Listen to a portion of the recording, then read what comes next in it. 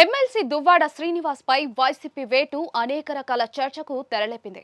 ఎవరు ఊహించని విధంగా దువ్వాడపై సస్పెన్షన్ వేటు వేయడం ఉరుములేని పిడుగులా ఉందని వ్యాఖ్యలు వినిపిస్తూ ఉన్నాయి.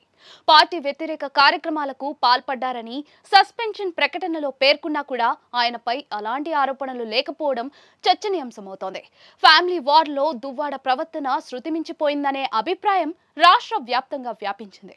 ఈ విషయంలో ఎప్పుడు పార్టీ నుంచి దువ్వాడను వారించని వైసీపీ అధిష్టానం ఇప్పుడు అకస్మాత్తుగా ఆయనను పార్టీ నుంచి బయటకు పంపేందుకు మరో బలమైన కారణముందని అంటూ ఉన్నారు.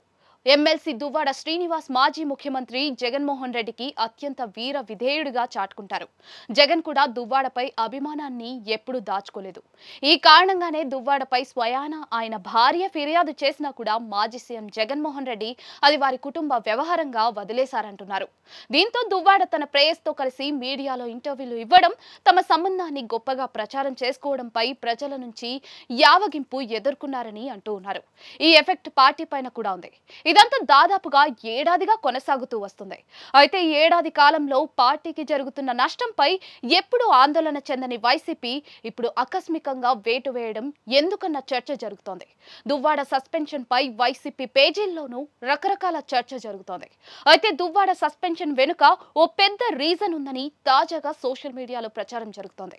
తన ప్రేయసి మాధురితో కలిసి డిజిటల్ మీడియాకు ఎక్కువ ఇంటర్వ్యూలు ఇస్తూ ట్రెండింగ్ లో ఉంటున్న దువ్వాడ ఇటీవల ఓ ఇంటర్వ్యూలో టీడీపీ యువనేత లోకేష్ ను ప్రశంసించారని అంటున్నారు. ఇదే ఆయనపై వైసీపీ ఆగ్రహానికి అసలు కారణమని టాక్ వినిపిస్తోంది. ఆ ఇంటర్వ్యూలో ఉప ముఖ్యమంత్రి పవన్ కళ్యాణ్ తో పాటు లోకేష్ సమర్థుడైన నాయకుడంటూ దువ్వాడ జంట కీర్తించారట.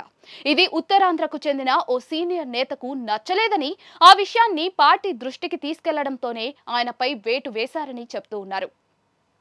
శ్రీకాకుళం జిల్లా టెక్కలి నియోజకవర్గానికి చెందిన దువ్వాడ 2019 ఎన్నికల్లో ప్రస్తుత కేంద్ర మంత్రి కింజరాపు రామ్మోహన్ నాయుడుపై పోటీ చేసి ఓడిపోయారు.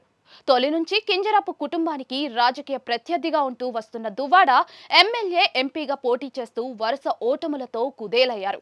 అయితే ఆయన పోరాటాన్ని మెచ్చుకుని వైసీపీ అధికారంలోకి వచ్చిన తర్వాత ఎమ్మెల్సీగా అవకాశం ఇచ్చింది. దీంతో మాజీ ముఖ్యమంత్రి జగన్ కి వీర విధేయుడిగా గుర్తింపు కోసం ప్రయత్నించిన దువ్వాడ తన నోటికొచ్చినట్లుగా మాట్లాడి అనేక కేసులను ఎదుర్కొంటూ ఉన్నారు.